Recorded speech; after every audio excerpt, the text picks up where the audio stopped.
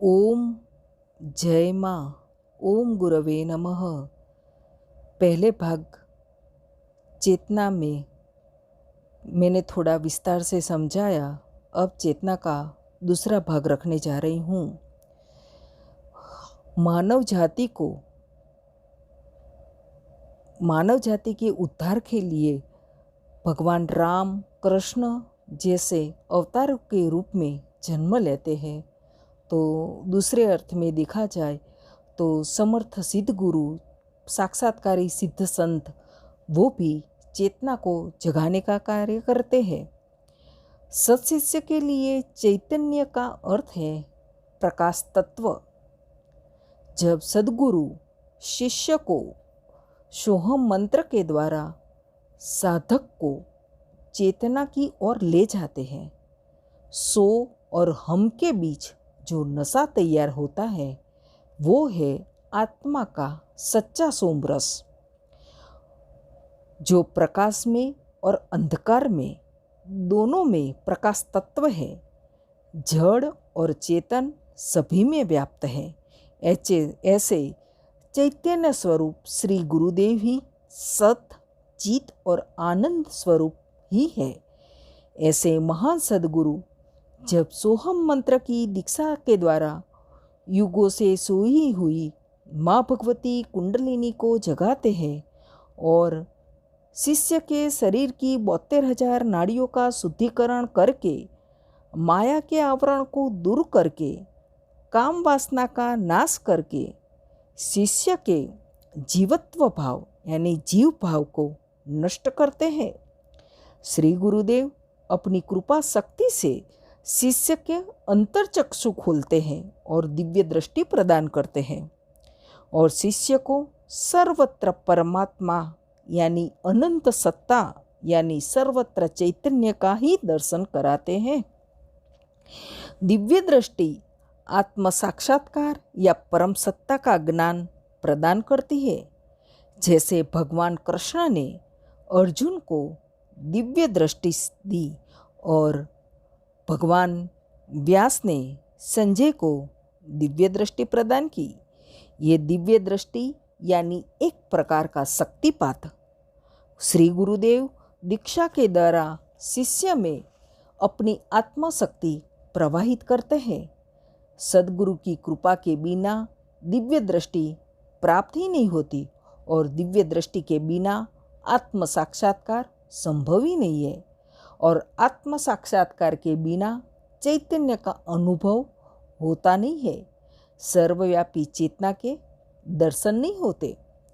जब तक चेतना के सर्वत्र व्यापकता का अनुभव नहीं होता तब तक हम सब में भेद ही करते रहते हैं। ऐसे समग्र ब्रह्मांड में चेतना ही व्याप्त है। जैसे देखो, मैंने अगले भाग में भी कहा कि मिर्च में तिखास के रूप में और नमक के खारास के रूप में चेतना ही काम करती है।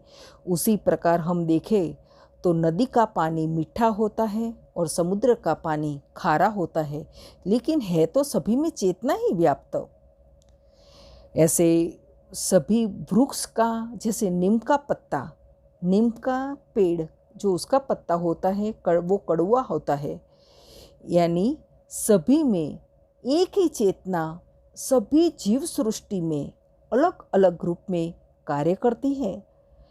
सृष्टि के कण कण में परमात्मा का दर्शन यानी स्वयं को देखना, और यह तभी संभव है जब शिष्य श्री गुरुदेव को मानव शरीर से नहीं बल्कि परब्रह्म परमेश्वर के रूप में दर्शन कराता है।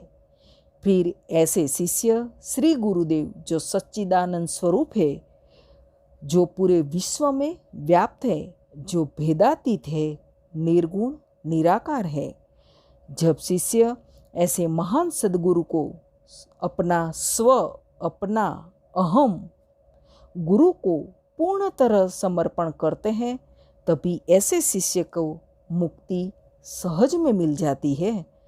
कबीर साहब ने कहा है कि जिस प्रकार मेहंदी के पत्ते में लाल रंग होते हुए भी दिखाई नहीं देता, उसी प्रकार हे ईश्वर, आप सर्वव्यापी होते हुए भी आपके दर्शन नहीं होते और चैतन्य का दर्शन कराने के लिए, परम सत्ता का दर्शन करने के लिए परम सत्ता रूप चैतन्य स्वरूप श्री गुरुदेव की आवश्यकता होती है। जैसे फूल में सुगंध होती है लेकिन दिखाई नहीं देती, वैसे ही जब तक सद्गुरु की कृपा प्राप्त नहीं होती तब तक सर्वव्यापी चेतना का दर्शन दुर्लभ है। संत के तेज से जगत प्रकाशमय है, ऐसे सत्य चित आनंद स्वरूप चैतन्य स्वरूप माँ भगवती स्वरूप श्री गुरुदेव को मैं नमन करती हूँ कि ऐसे अपने कृपा पात्र शिष्य को, कृपा पात्र के शिष्य के अंतर में चैतन्य का संचार करते शिष्य को चैतन्य स्वरूप बना देते हैं। ऐसे गुरुदेव के बारे में तो और कुछ कह ही नहीं सकती, लेकिन ऐसे आप सभी की इच्छा होगी तो चेतना के ऊपर मैं अपना तीसरा वीडियो भी रखूँगी। इसके साथ अस्तु। ओम जय माँ। ओम गुरवे नमः।